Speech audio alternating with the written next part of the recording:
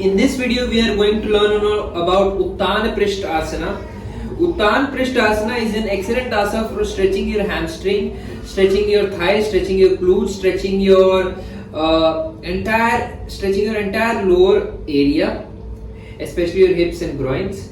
If you have groin injury, if you have hip injury, if you have hernia in your lower abdomen or area in your genitals, then you should avoid this particular pose. If you are pregnant, then again you can avoid this particular pose. So to do this asana, you basically come in plank position. You come in plank position, put your one leg forward and put your arms on the ground. So you are doing elbow plank and bringing your leg, one of your leg forward. Stay there for 20 to 30 seconds.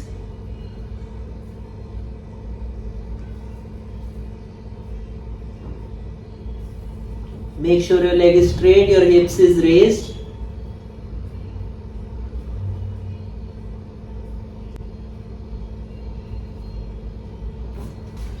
Then slowly bring your leg back. Come back to plank. Bring your other leg forward. Repeat.